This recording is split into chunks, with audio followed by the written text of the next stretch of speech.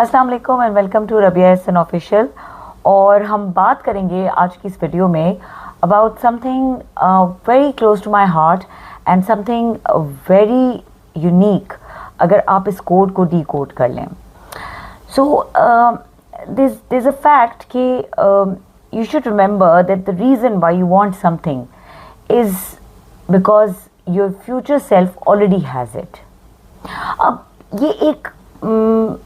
एक मैनिफेस्टेशन का एक अलग लेवल है। मैनिफेस्टेशन का word we are already aware of this thing,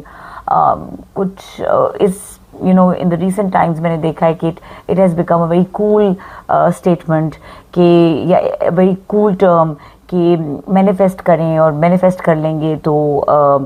वो चीज़ आप अचीव कर पाएंगे।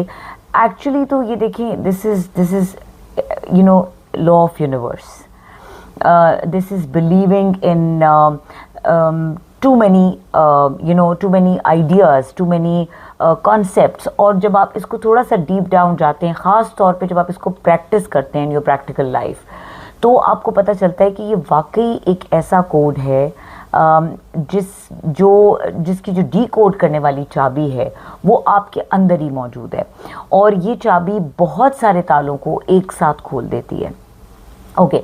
सो मैनिफेस्टेशन, अगर किसी को इस वीडियो को देखने वाले किसी को ये नहीं आइडिया कि मैनिफेस्टेशन क्या होती है, जब हम कोई चीज़ पूरी कन्विक्शन के साथ, पूरी बिलीव के साथ हासिल करने की कोशिश करते हैं या ड्रीम करते हैं या उसको विजुलाइज करते हैं अपने फ्यूचर के पर्सपेक्टिव से कि हम इस चीज़ को हासिल कर लेंगे या उसके लिए एफर्ट करते हैं, तो वो जो पूरा प्रोसेस है वो ही अश्योर कर देता है कि आप वो चीज़, be it a material thing और सम इंटेलेक्चुअल लेवल और सम स्पिरिचुअल लेवल, तो जब भी हम किसी चीज़ को हासिल करने की जुस्तजू करते हैं, हमारे अंदर उसकी ट्रू कन्विक्शन होती है,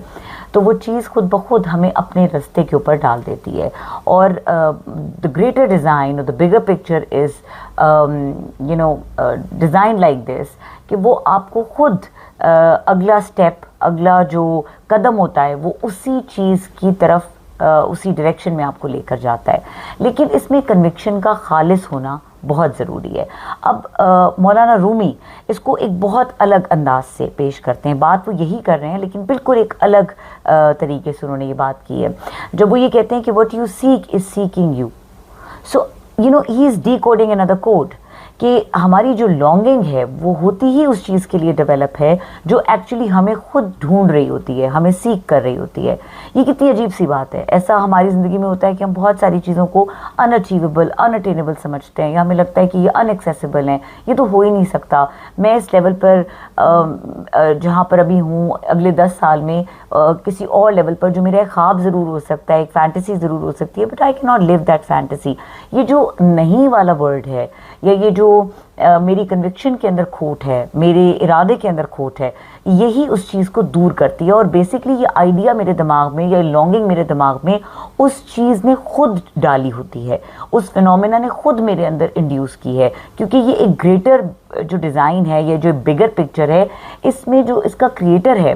वो बहुत, उसकी मास्टरी जो है, आप उसको जब देखते हैं तो आप हैरान हो जाते हैं, और वो बहुत अलग तरीके से चीज़ों को डिज़ाइन करता है। He doesn't do things typically। तो जब हम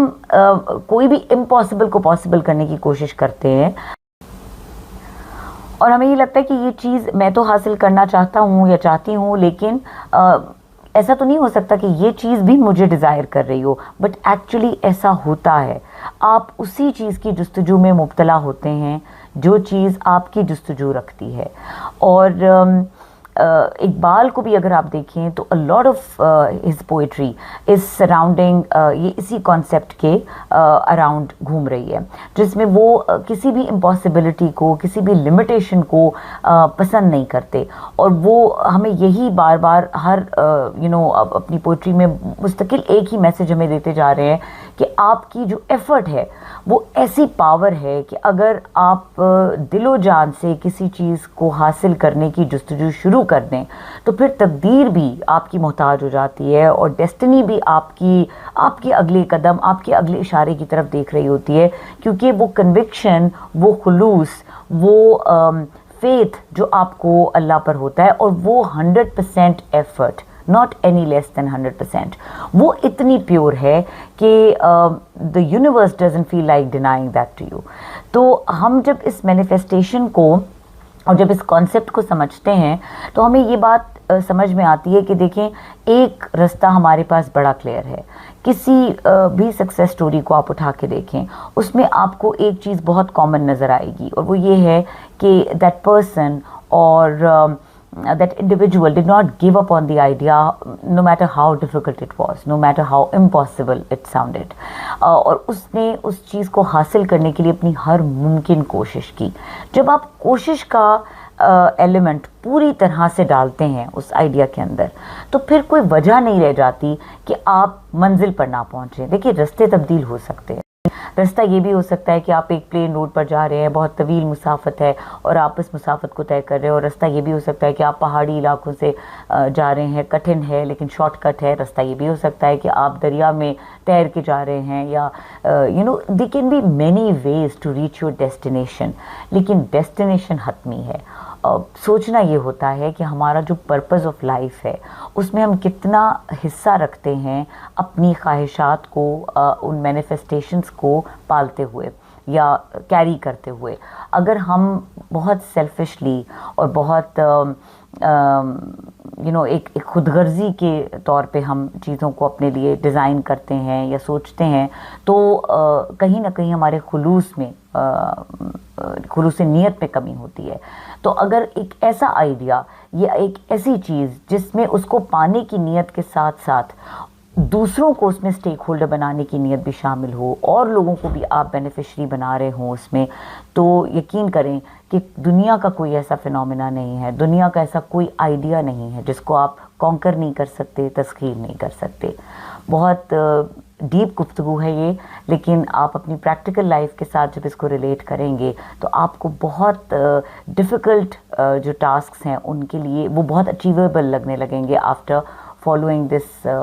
आइडियोलॉजी, कि आपकी मैनिफेस्टेशन और आपकी खुलूस नीयत